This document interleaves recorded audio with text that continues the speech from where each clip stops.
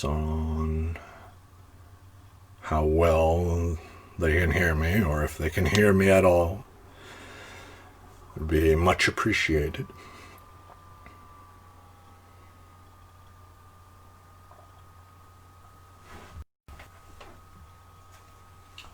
I will need the script.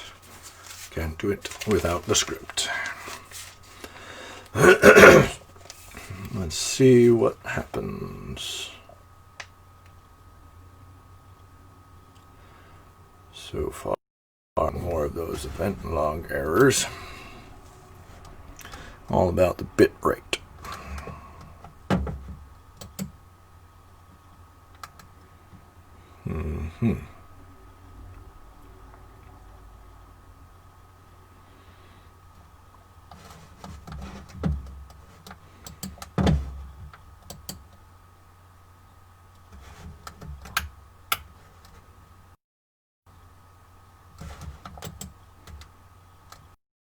Let's see.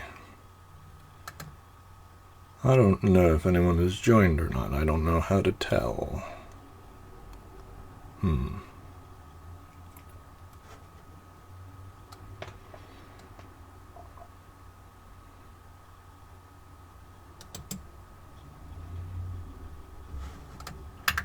I would assume it would say somewhere.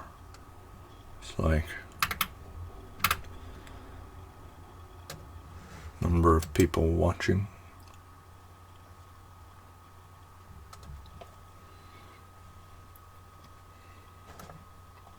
Hopefully, this will be fine.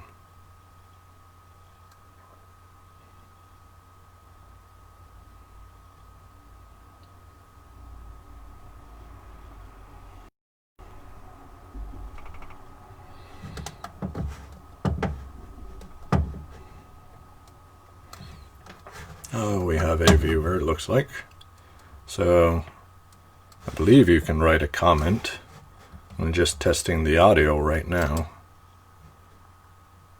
So if you could write a comment whether or not you can hear me well, or at all, or however. And again, we'll start at 7. We'll start with an introduction to the reading. And then get in the reading once that's done.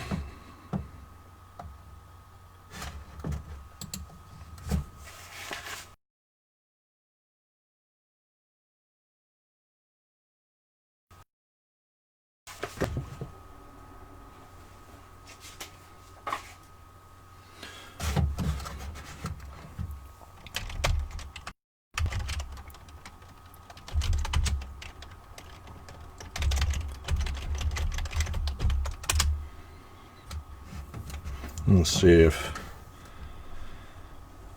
should be able to reply to that if you can.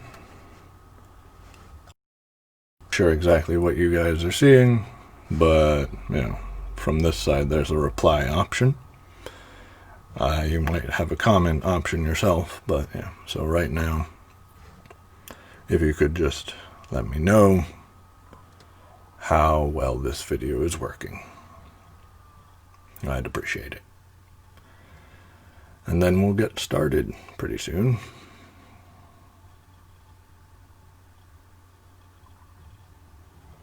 Oh,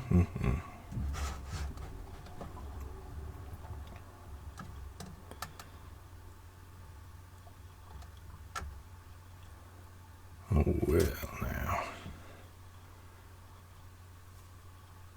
I'll be back very shortly. Just here to check on something.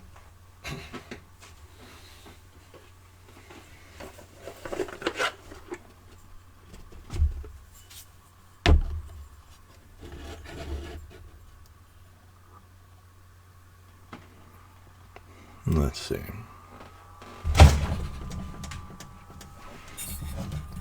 Tripping on chords, never fun.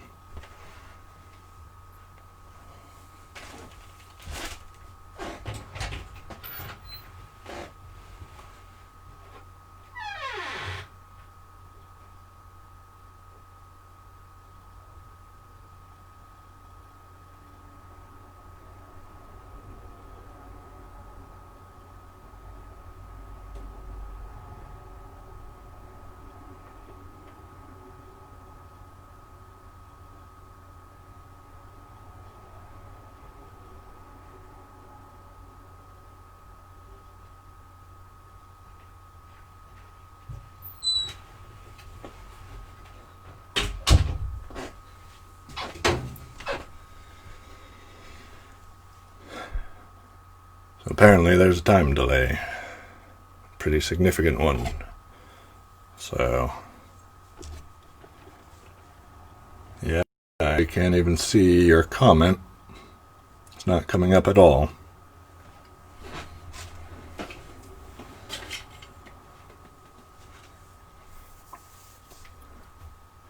Wonder why.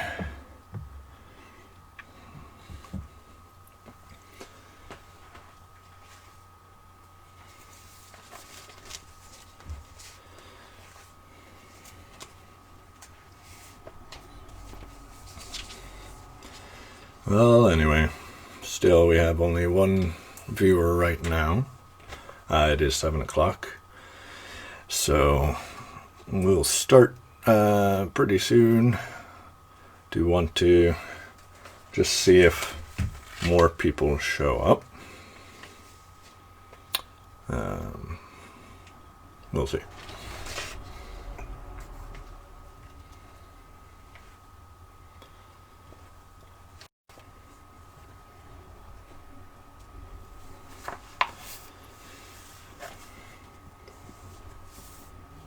The reading that I'm going to be going through this evening is from the Iliad, as the title of the program indicates.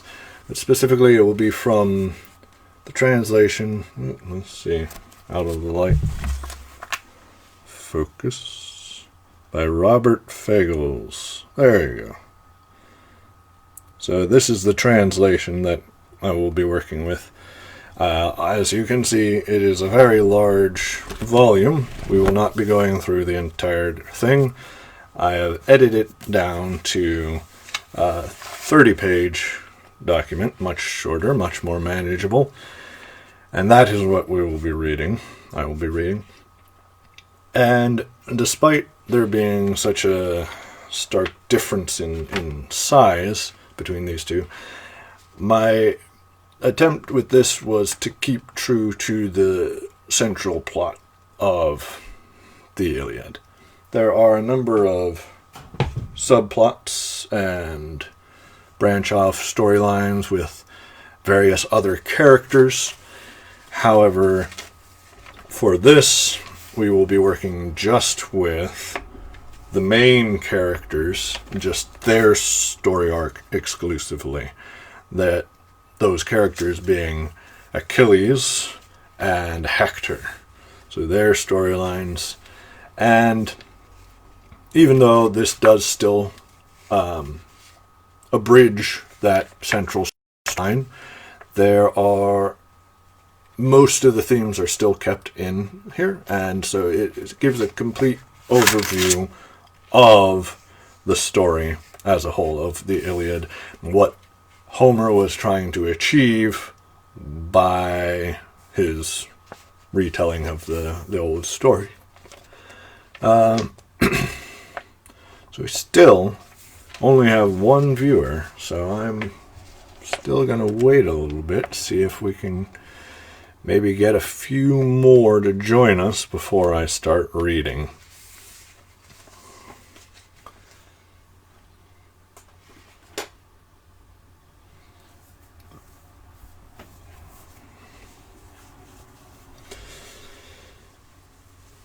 So, yes, the Iliad was written by Homer in the 8th century BC. Now, there's a lot of debate about its origins and the historicity of Homer as a... But I generally tend to believe that he was real, although there have been several theories that he was a group of people, or he was a woman, or just somebody by a different name. So there's not too much solidly known about who he was, other than he lived in Asia Minor, not far from where the historic city of Troy actually was, and he spoke a unique version of ancient Greek that has since been referred to as Homeric Greek, And it's a bit of an amalgamation of a bunch of different ancient Greek dialects, which has made it rather confusing to translate, but it is an interesting form that likely came due to him living in a port city where a lot of traders and merchants would come through, and so all these different variations of ancient Greek would mesh together, and to appeal to the widest range of people, he would craft his Greek with this amalgam version of Greek. So, only the works of Homer are in Homeric Greek, as far as I know. There may be a couple other things. There are some hymns that are of dubious authorship that are also in Homeric Greek, but because of the linguistic similarities, I tend to believe that they are written by Homer himself. I'm getting a notification from Facebook, so let me just see what that is. Maybe we're going to get some more people. Ah, yes, we got another person. Welcome. So we will be starting very soon. We're just waiting right now. We have 2 people signed on. And we will start the reading momentarily. Just checking on the notifications just to see what's up. But yeah, so again, Homer, if he was a real person, again, there's some debate about that. He lived in the 8th century BC, and we have another person. Welcome. And that puts him more or less 400 years after the events of Troy, the Battle of Troy. So there's a considerable time gap, and the story was passed down through the oral tradition during that time. So Homer didn't create the story. He's just the first to write it down.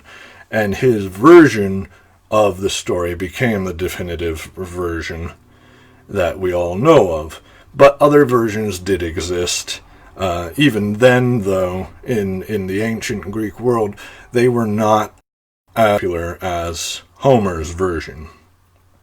So, other authors did, in fact, also add on to Homer's work, filling in the gaps of the story. And because of Homer's 2 works that we definitely know he wrote, the Iliad and the Odyssey, there's a considerable gap of time between the 2 on when they take place. Parts of the story are left out at the beginning, in the middle, and the end. So the Iliad doesn't start with the beginning of the Trojan War, and it doesn't end with the end of the Trojan War. It's caught right somewhere in the middle. So it's a very specific snapshot of the Trojan War. And so other authors over the centuries have expounded on Homer's work, following different oral traditions or following the same that Homer came from. But it does look like we have about 4 people now, so we will be beginning in just a moment. Let me get the script.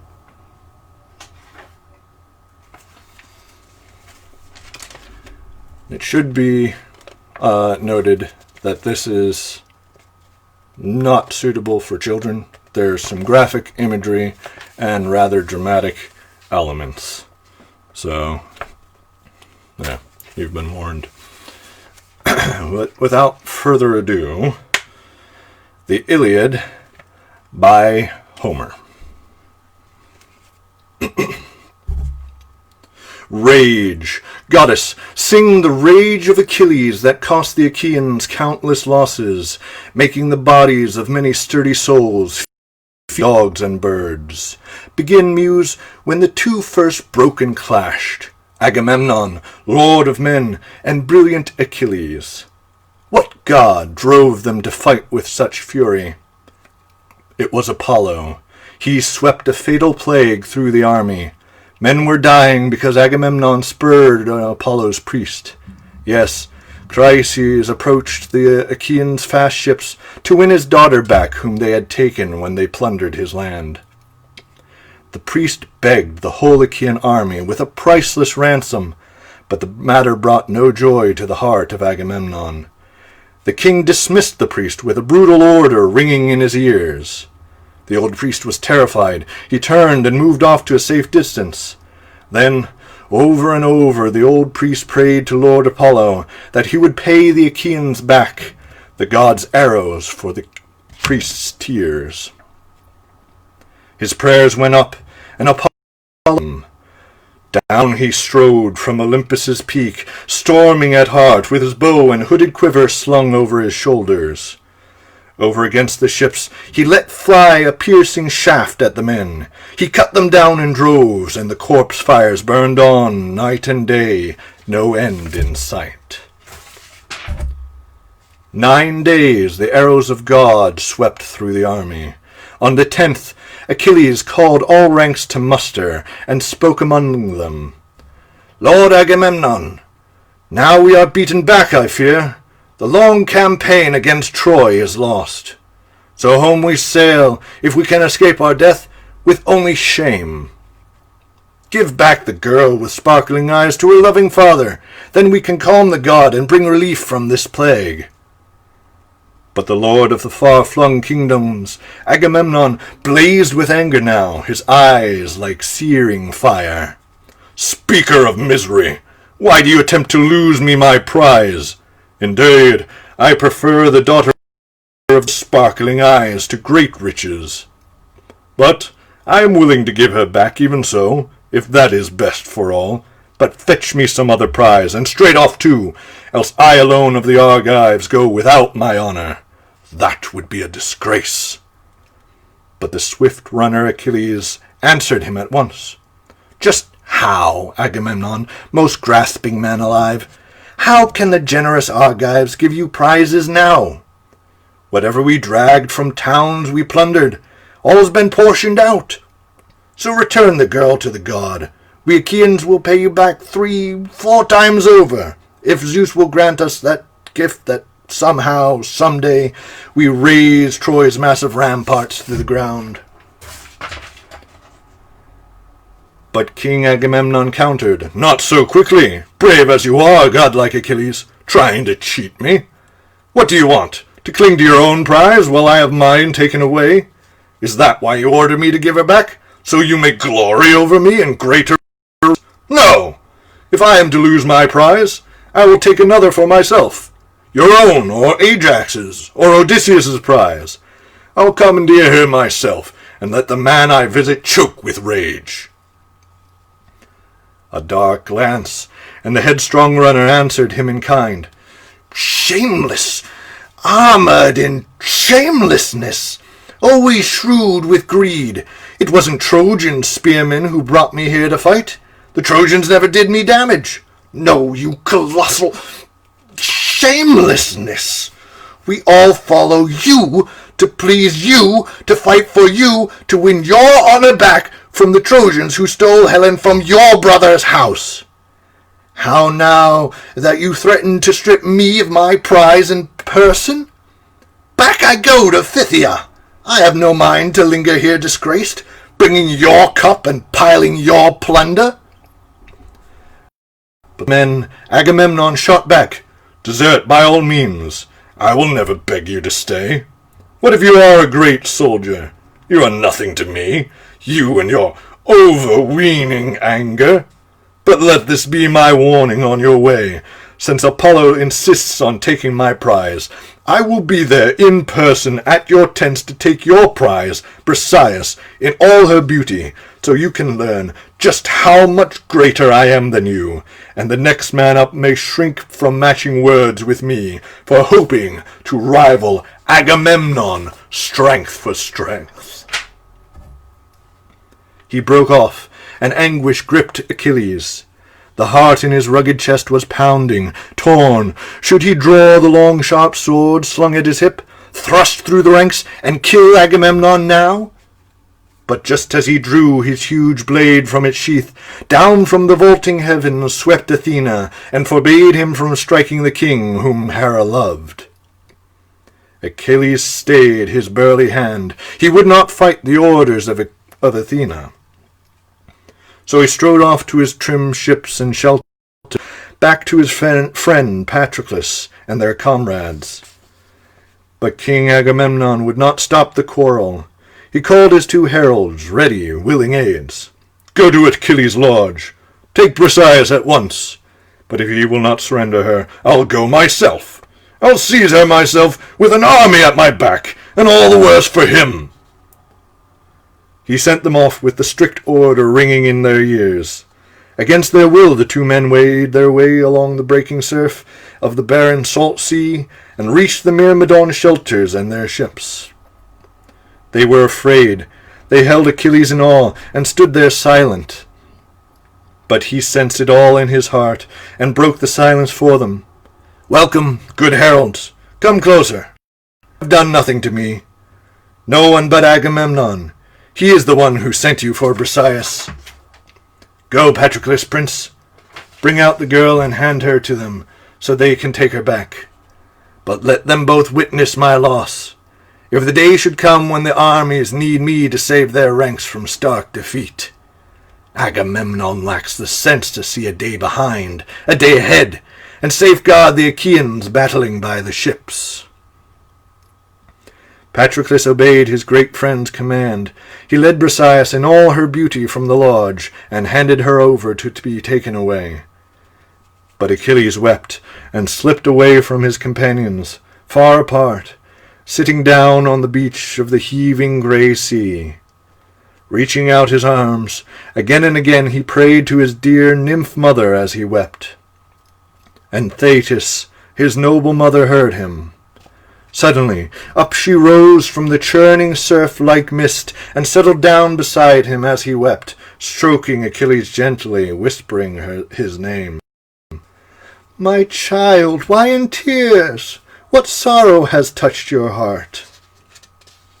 And now, from his depths, the proud runner groaned.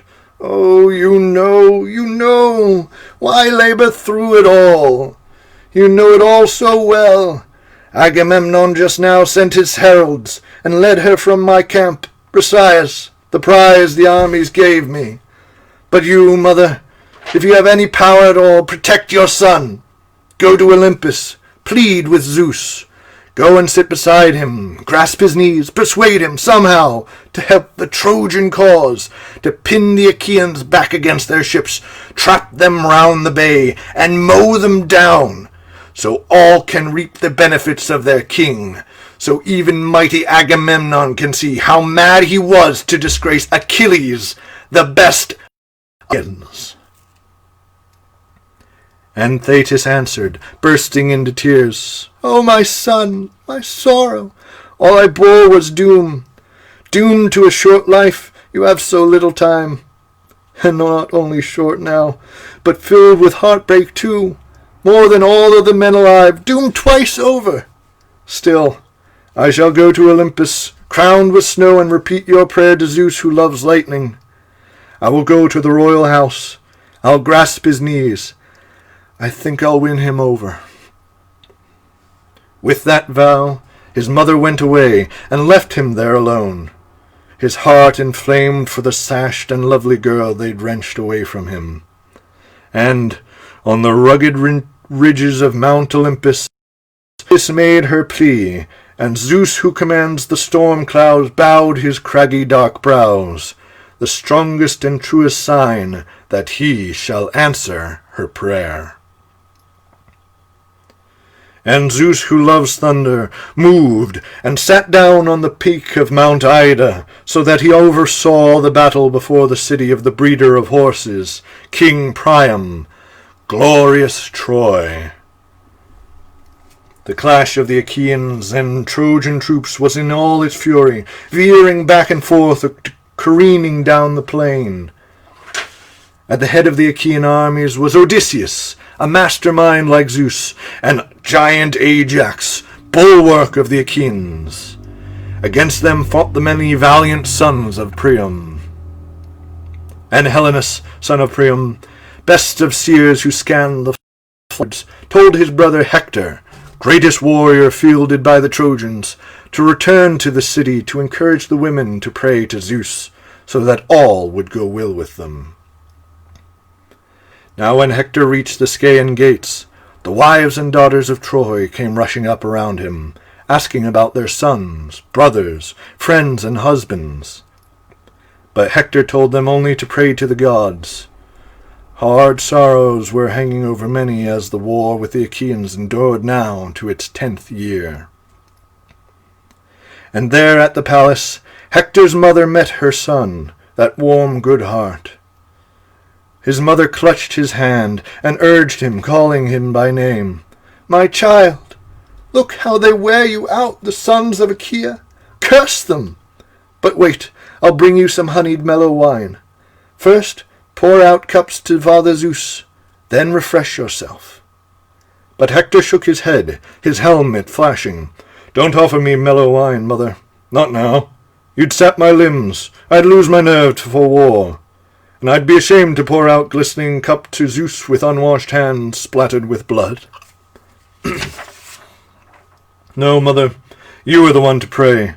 Go with offerings. Gather the other noble women and ask for pity for Troy.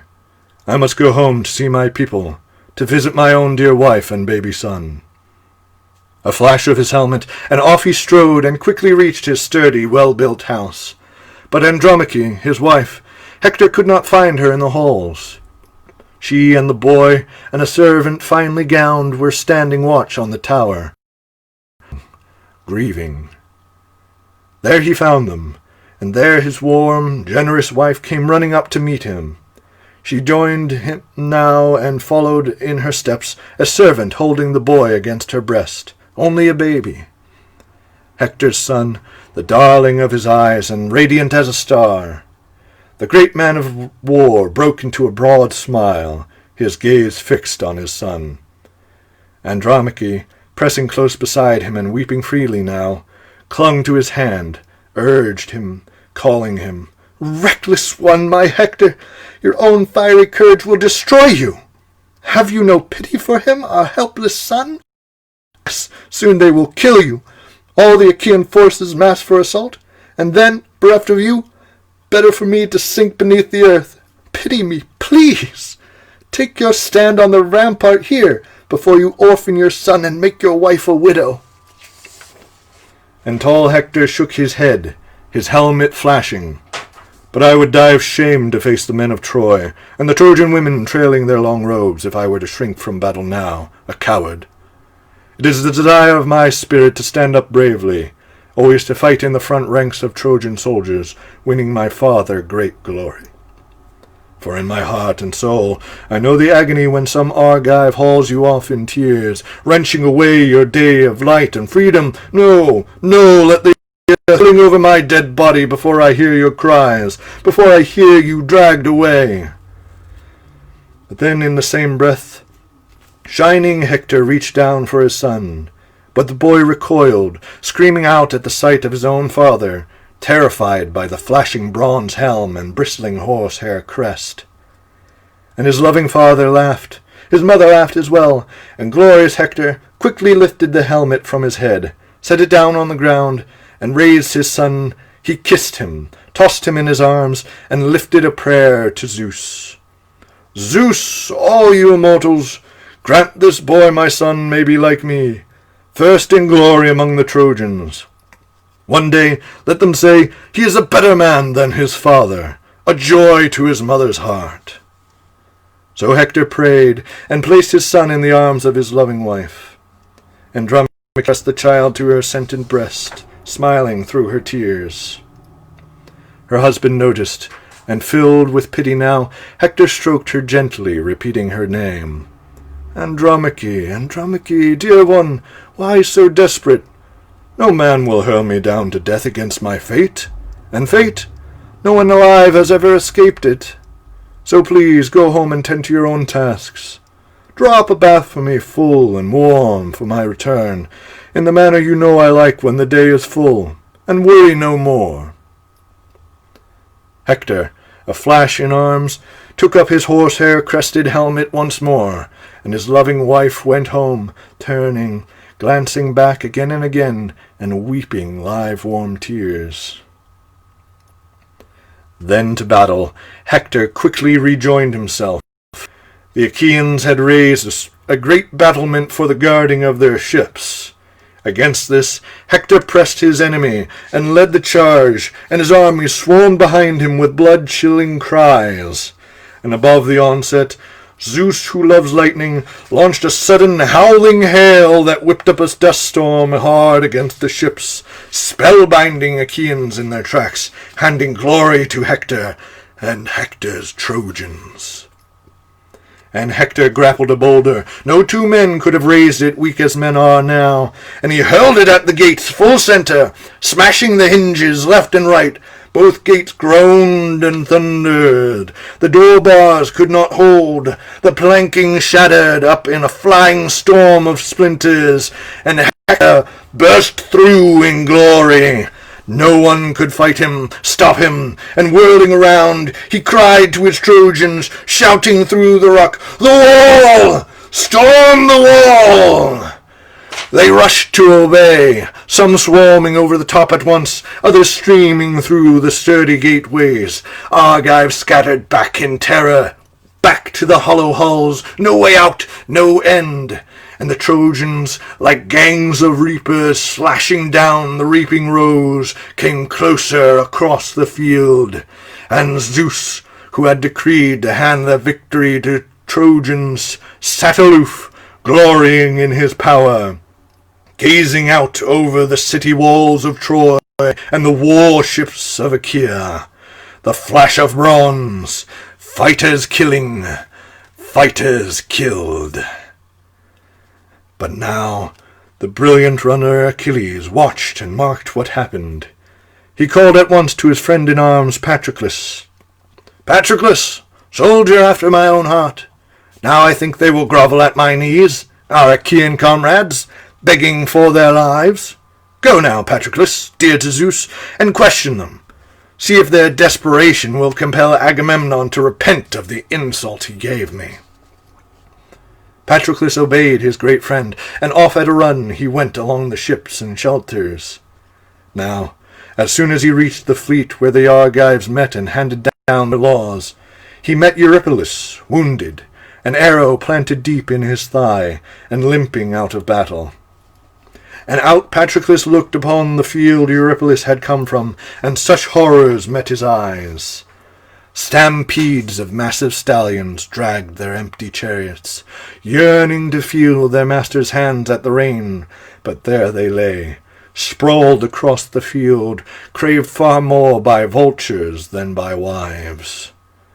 And moved by the sight, the good soldier Patroclus burst out in grief with a flight of winging words. "Poor men! How doomed you are! But come, tell me, Eurypylus, royal fighter, can the Achaeans somehow still hold monstrous Hector?" Struggling with his wound, Eurypylus answered, "No hope, Patroclus, prince! No bulwark left! Look, all of them! All of our best are laid in the ships. There's powerful Diomedes, brought down by an archer. Odysseus is wounded, and Agamemnon too. Even our healer needs a good strong healer himself. Save me at least. Take me back to my black ship." Embracing the captain, arm around his waist, brave Patroclus led Eurypylus towards his shelter before he sped off to his lord Achilles, weeping warm tears. And the brilliant runner Achilles saw him coming, filled with pity, and spoke out winging words. "Why in tears, Patroclus? Some news for me? Some message from Phthia that you alone have heard? If either our fathers had died, we have some cause for grief. Or weeping over the Argives, are you?" With a wrenching groan, you answered your friend Patroclus, O my rider. "O Achilles, son of Peleus, greatest of the Achaeans. Such heavy blows have overwhelmed the troops. Our former champions are all hit by arrows, or run through by spears. But you are intractable, Achilles. What good will a man, even one in the next generation, get from you unless you defend the Argives from disaster? But still, if you will keep yourself from battle, at least send me, quickly. Give me your own fine armor to buckle on my back. The Trojans may take me for you, Achilles. Yes, and Achaea's fighting us sons get second wind, exhausted as they are. So he pleaded, lost in his own great innocence, condemned to beg for his own death. And moved now to his depths, the famous runner cried, No, no, my prince, how can a man rage forever? Done is done. Let Agamemnon's insult be forgotten. Still, by God, I said I would not relax my anger, not till the cries of carnage reached my own ships. So you strap on my splendid armor on your back. Fling yourself at the Trojans full force before they gut our hulls with leaping fire. But take this command to heart, obey it to the end. So you can win me great honor in the eyes of the Argive ranks, and they'll send her back, my lithe and lovely girl. Once you have whipped the enemy from the fleet, you must come back, Patroclus. Even if Zeus, the thundering lord of Hera, lets you seize your glory, you must not burn with war against these Trojans. Not without me. You will only make my glory that much less. No, you must turn back. Soon as you bring the light of victory to the ships, let the rest of them cut themselves to pieces on the plain. Sing to me now, you muses, you who hold Olympus's vaulting halls, how fire was first pitched on the Achaean ships. Ajax could hold the post on the decks he had taken no longer. Last of the bulwarks of the Achaeans, he was overwhelmed. Again and again he fought for breath, grasping, bathed in sweat, rivering down his body, his limbs soaked and sleek. Hector lunged at Ajax, hacking his ashwood pike with a heavy sword, and striking a socket just behind the point, he slashed the head clean off, leaving the shaft in Ajax's fist useless. So Ajax drew back out of range. And then they flung their tireless fires at the fast-trimmed ships.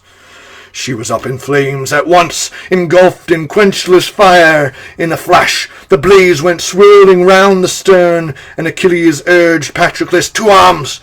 I can see the blaze go roaring up the ships. They must not destroy them.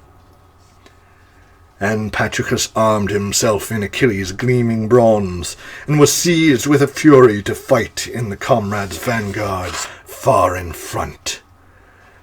But Achilles strode back to his shelter now, and, taking a stand before his lodge, he prayed to the god who loves lightning, King Zeus, once more I beg you, bring my prayer to pass. I send my comrade to war, launch glory along with him, but once he repels the roaring onslaught from the ships, let him come back to me and our fast fleet ships unharmed.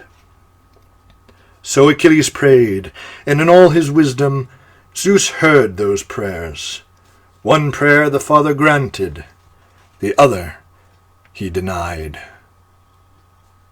Myrmidons, battalions, ranged in armor with great-hearted Patroclus, moving out now, the fury bursting inside them, suddenly charging the Trojans. Such frenzy seized their hearts, ceaseless shouts rising, and over them all, Patroclus's war cries rousing comrades. The Trojans, soon as they saw him, all their courage quaked, their columns buckled, thinking swift Achilles had chosen friendship towards the Argives now. Each Trojan soldier glancing left and right, how could he run from sudden plunging death? Patroclus was first to hurl his glinting spear right at the centre mass, and slashing the right shoulder of a mighty firebrand, captain of Troy, striking him down with a jolting groan. Patroclus rode the Trojans off the ship, quenching the leaping fire, and the Trojans scattered back with high, shrill cries. The Argives poured against them, the din of battle incessant. So now the Argives drove the ravaging fire clear of the warship, winning a little breathing room. And then and there the Achaeans continued to press, Patroclus' power heading the vanguard, storming on with his spear, heedless of Achilles' command. 3 times he charged with the headlong speed of Ares, screaming his savage cry. 3 times he killed 9 men. Then, at the 4th assault, Patroclus met the Lord Apollo in the heart of battle, the god, the terror who loved the Trojans. The god came against him, and looming behind him now, slammed his broad shoulders with the back of his hand, and the eyes of Patroclus spun as Apollo knocked the helmet off his head.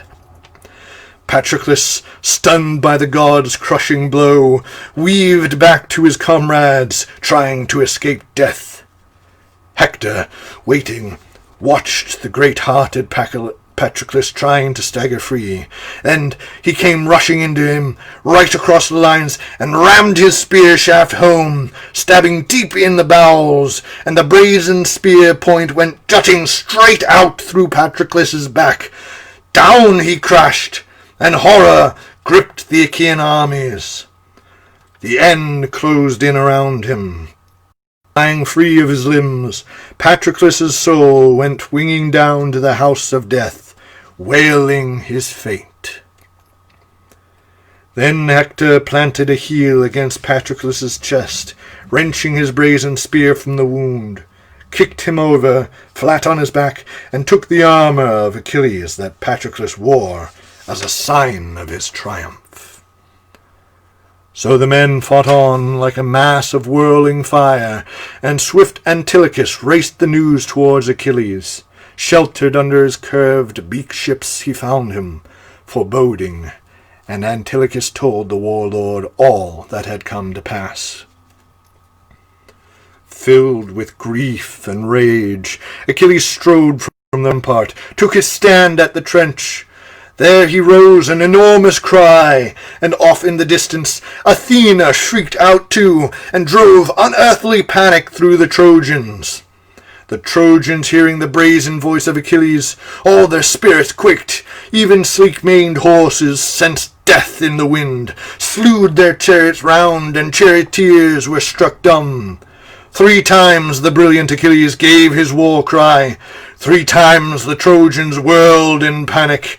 12 of their finest fighters died then and there, crushed by chariots, impaled on their own spears. And Thetis, nymph-mother of great Achilles, saw to it that new armor was made for her son, now that Hector Patroclus had taken. And Hephaestus, god of the forge, crafted armor greater than any before or since, and gave it to Achilles. So armored, Achilles held back from the brutal fighting no more, and he came blazing forth. Chilling tremors shook the Trojans' knees, down to the last man, terrified at the sight. The headlong runner, coming, gleaming in all his gear, a fire like man-destroying Ares himself. So the armies clashed front to front, but blazing Achilles strained to engage Prince Hector, yearning to glut with Hector's blood. Achilles lunged at Demoleon, son of Antenor. He stabbed his temple and cleft his helmet's cheekpiece. None of the bronze plate could hold it, boring through the hull and skull. The bronze spear point pounded. Hippodamus was next. He leapt from his chariot, fleeing before Achilles, trying to save his life. Achilles' spear shaft rammed him through the back, and he gasped his life away. Achilles rushed with his spear for noble Polydorus, son of Priam. His father would not let him fight. He was the youngest born of all his sons. Yet the young fool defied his father's wishes, and went dashing along the front to meet his death. Achilles speared him square in the back. Straight on through went the point, and out his navel. Down to his knees Polydorus dropped, screaming shrill as the world went black before him. But Hector, Seeing his own brother Polydorus clutching his entrails, sinking limp to the ground, the mist came swirling down his eyes. Shaking his whetted spear, he charged Achilles now, even godlike Achilles, purposing to fight him to the death. But Apollo whisked him away, easy work for a god, and wrapped him around in mist.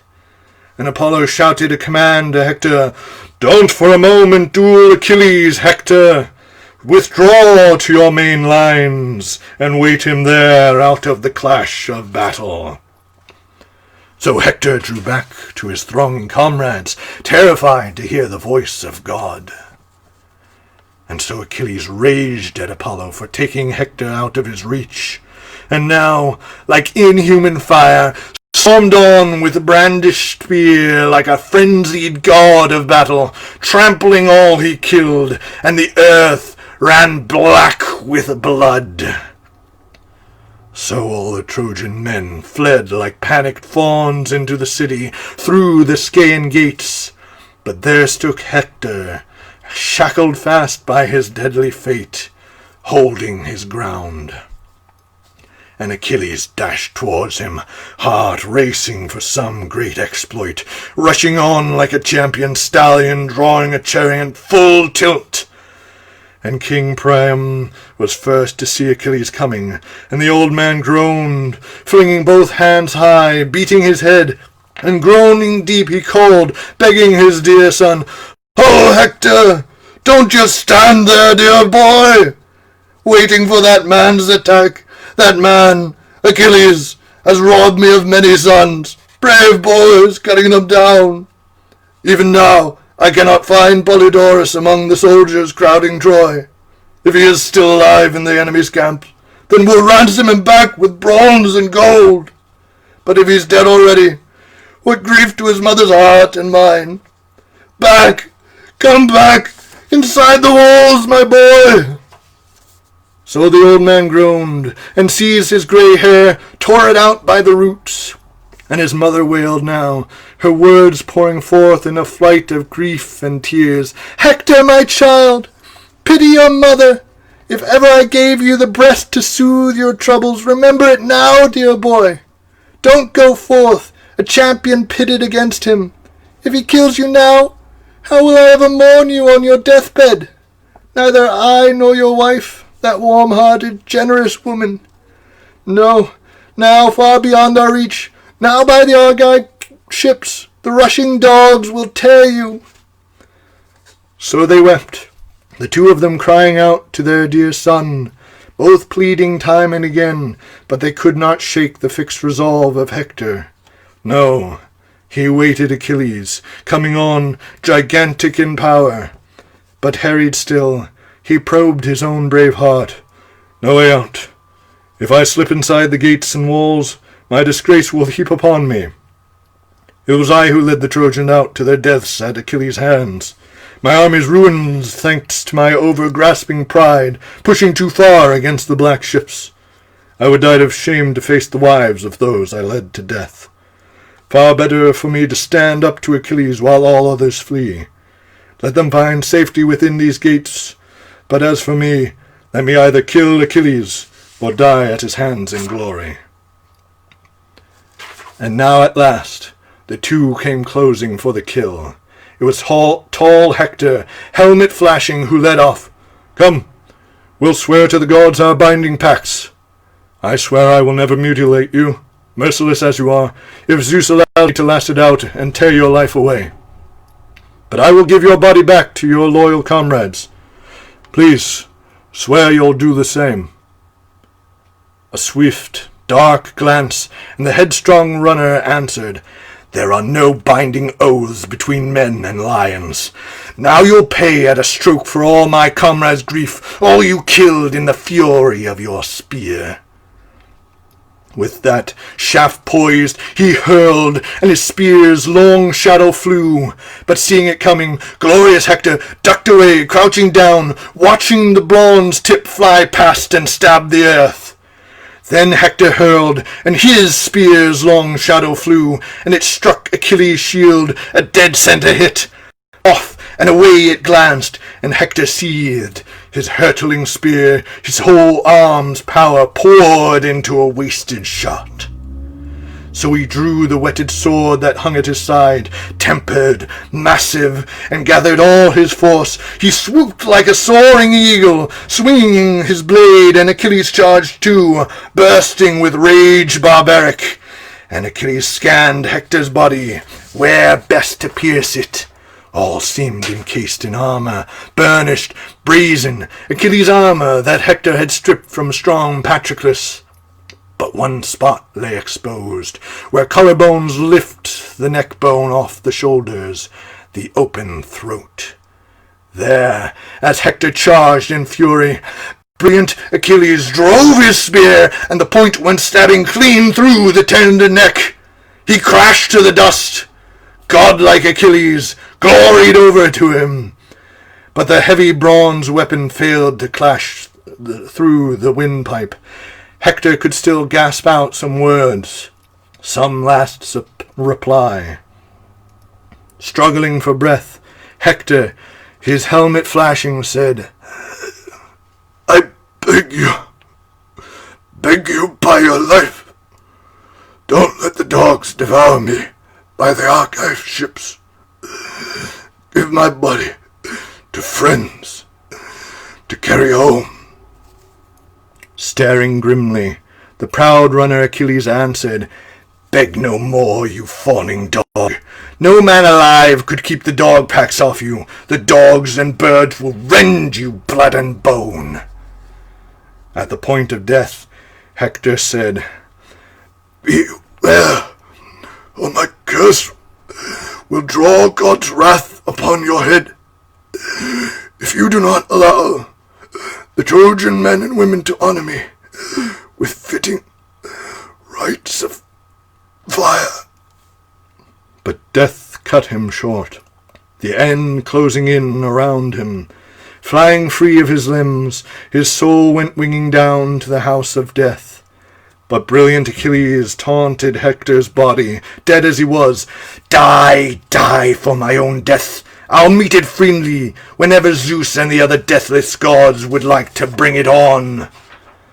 With that, he wrenched his bronze spear from the corpse, laid it aside, and ripped the bloody armor off the back.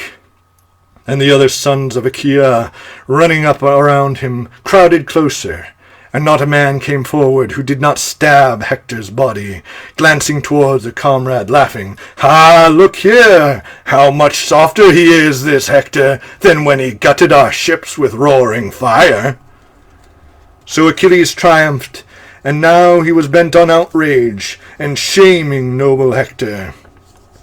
Piercing the tendons, ankle to heel, he knotted straps of rawhide through them both, lashed them to his chariot, and left the head to drag, and mounting the car, he whipped his team to a run, and breakneck on they flew, holding nothing back. And a thick cloud of dust rose up from the man they dragged, his dark hair swirling round that head so handsome once, all tumbled low in the dust, defiled in the land of his own fathers. And now his mother began to tear her hair, and raising a high, shattering scream, looking down at her son. Pitifully, his loving father groaned, and his people could hardly hold the old man back, frantic, mad to go rushing out the gates. He begged them, calling each man by name, "Let go, my friends! I must implore that terrible, violent man. Perhaps he may pity an old man. My Hector! Would to God you had perished in my arms!" So the voice of the king ran out in tears, and noble Hecuba's voice rang out as well. But the wife of Hector had not heard a thing. She was weaving at her loom, deep in the high halls, working flowered braiding into a dark red folding robe. And she called her well-kempt women through the house to set a large three-legged cauldron over the fire, so Hector could have his steaming hot bath when he came home from battle. But she heard the groans and wails of grief from the rampart now, and her body shook. her shuttle dropped to the ground. With a cry, she dashed out of the royal halls like a madwoman, her heart racing. But once she reached the tower where the soldiers massed, she stopped on the rampart, looking down, and saw it all. Then the world went black as night before her eyes. She fainted, falling backwards, gasping away her life-breath. She flung to the winds her glittering headdress, and all the golden regalia Aphrodite gave her once, that day when Hector led her home to Troy from her father's house. Struggling for breath, she burst out in grief among the Trojan women. "Oh, Hector! I am destroyed! Now you go down to the house of death and leave me here to waste away in grief. And the boy, only a baby, the son we bore together. What help to him now are you that you're dead? He will hang his head low, humiliated in every way, his cheeks stained with tears.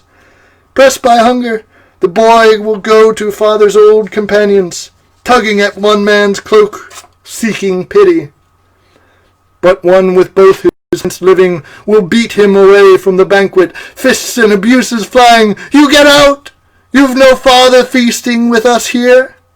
For you, by the beaked ships, far from me, glistening worms will wriggle through your flesh once the dogs have had their fill of your naked corpse." Her voice rang out in tears, and the women wailed in answer. And in the days to follow, Achilles kept on grieving for his friend, the memory burning on, and all-subduing sleep could not take him. Now he turned and twisted, side to side, longing for the gallant heart of Patroclus. What rough campaigns they'd fought together, what hardships they had suffered. The memories flooded over him, live tears flowing. And now he'd lie on his side, now flat on his back, now face down again. At last he'd leap to his feet and lash the corpse of Hector behind his car, and haul him 3 times round the dead Patroclus's tomb, and then he'd rest again, and leave the body sprawled face down in the dust. As this happened in the city of Troy, Priam ordered his sons to get a wagon ready. Then down he went himself to his treasure chamber, high-ceilinged, panelled, fragrant with cedar wood, and a wealth of precious objects filled its chests. But his wife called out to him, "How can you think of going down to the ships alone and face the glance of that man who killed your sons? Where have your senses gone? Come, all we can do is sit in the halls far from our sons and wail for Hector. This is the doom that strong fate spun out. Our son's life drawn with his first breath, the moment I gave him birth, to glut the wild dogs." But the old and noble Priam answered firmly, "My mind's made up. Don't hold me back.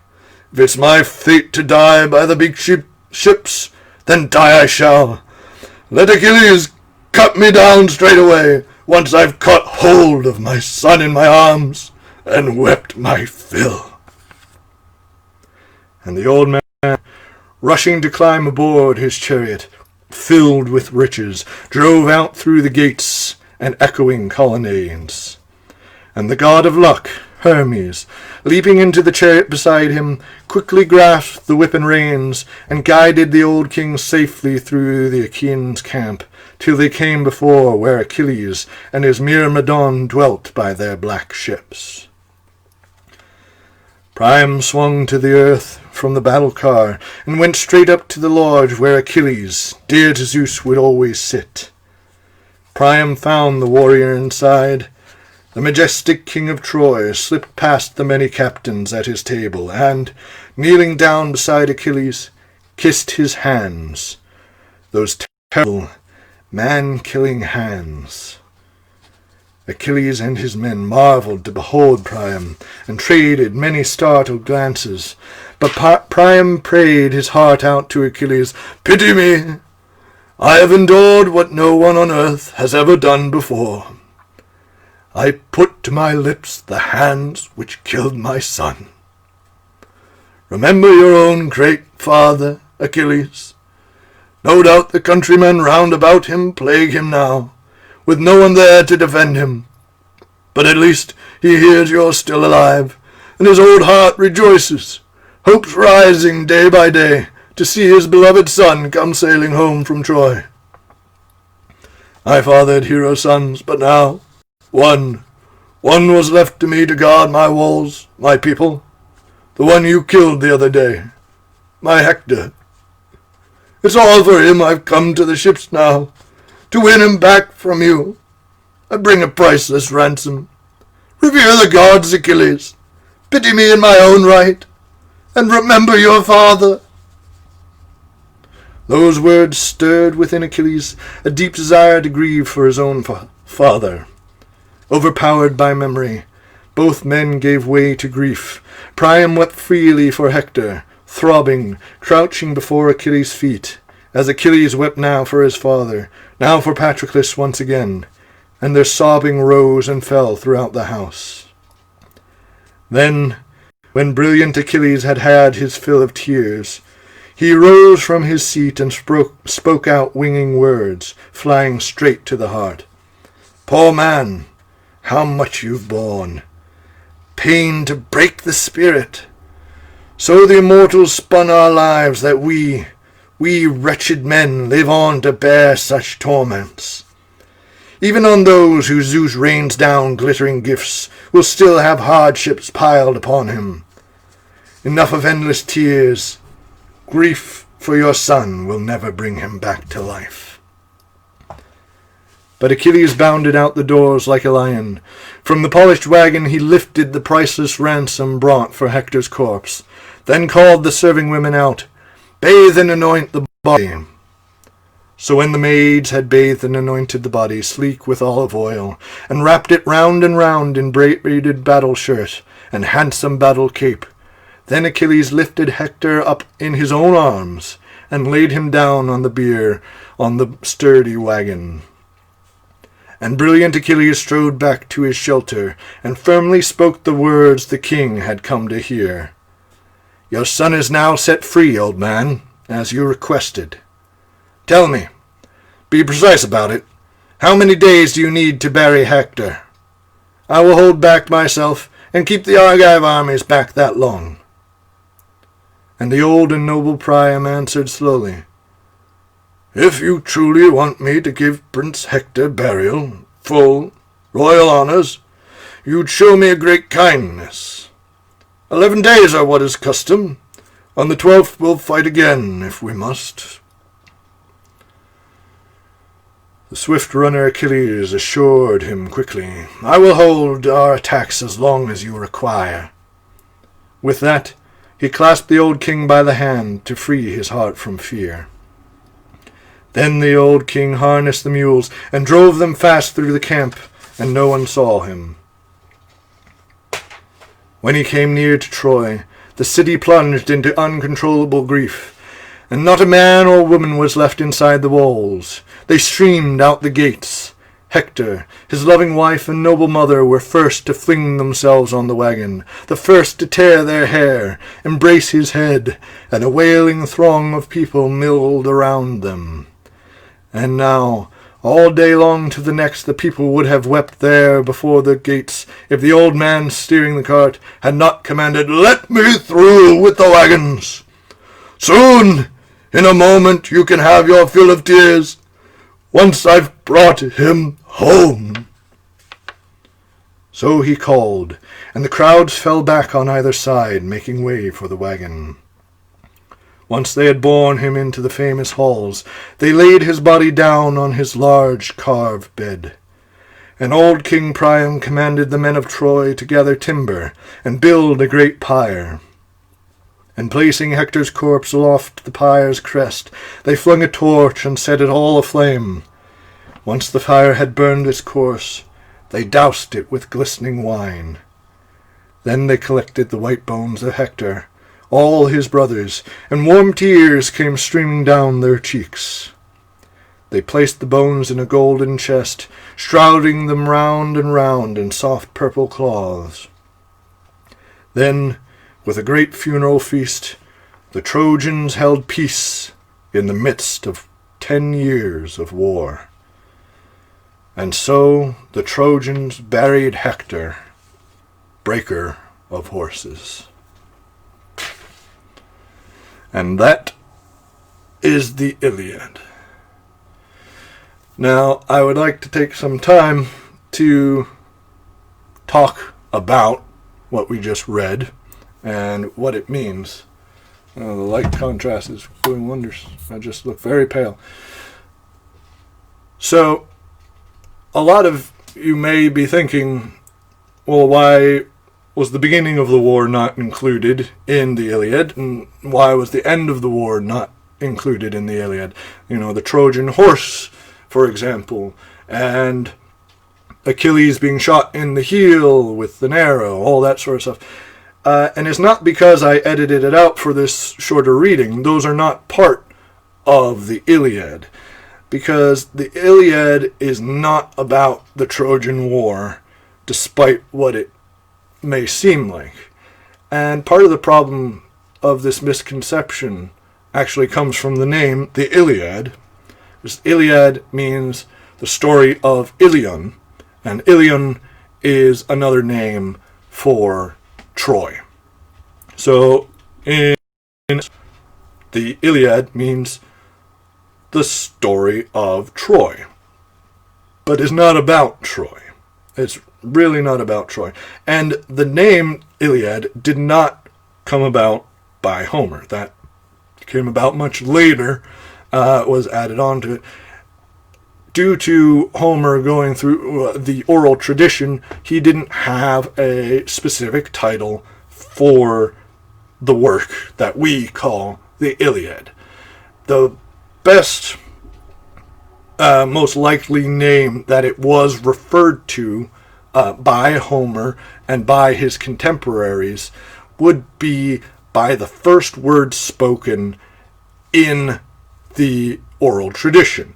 And as Homer was recording it, it's the first words recorded in the book. And those I kept in the edited version, and so they are Rage, sing to me, O you goddesses, of the Rage of Achilles. Now, the part about sing to me, O you goddesses, that's just part of the oral tradition, invoking the muses to help the storyteller tell the story. So you don't need to worry about that. So the proper title of the Iliad should either be Rage, which is the first word spoken, or The Rage of Achilles, which is the more complete title that Homer wrote right after he invoked the muses. So that is actually what I notice on this program. I entitled it The Rage of Achilles, as opposed to the Iliad, because that is a far more accurate name for the book. And it's probably what Homer intended the name of the book to be. So the book is about Achilles' rage. The book starts out with the insult from Agamemnon to Achilles, which sparks Achilles' rage. That rage is then transferred to Hector after Hector kills Patroclus. But it's still a continuous rage of Achilles that he is feeling. And the book doesn't end until Achilles gets over his rage, which he does when King Priam negotiates for Hector's body, as we just read.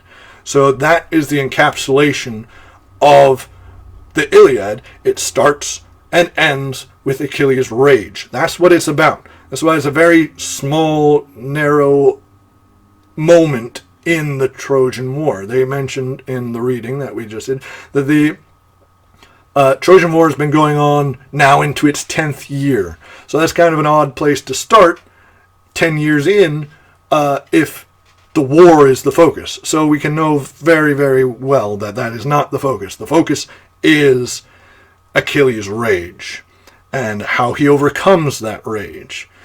Now, secondary character is Hector. And quite interestingly, though the book starts out with the first character mentioned is Achilles, the last character mentioned is Hector. And Hector's shown as a much more sympathetic character than is Achilles. So they kind of have this dual primary role. Although, again, I would still say Achilles is the main character due to the title of the book most likely being The Rage of Achilles, and the focus clearly being about rage, and that is something Achilles faces and Hector doesn't. So then, what is the story supposed to say? Like I said, it's about rage and about overcoming rage, but what is it that stops the rage from continuing? There is the single act right at the end where King Priam pleads, and his plea that works, the one plea that works, is empathy. He says, think of your father and how he would feel about you dying.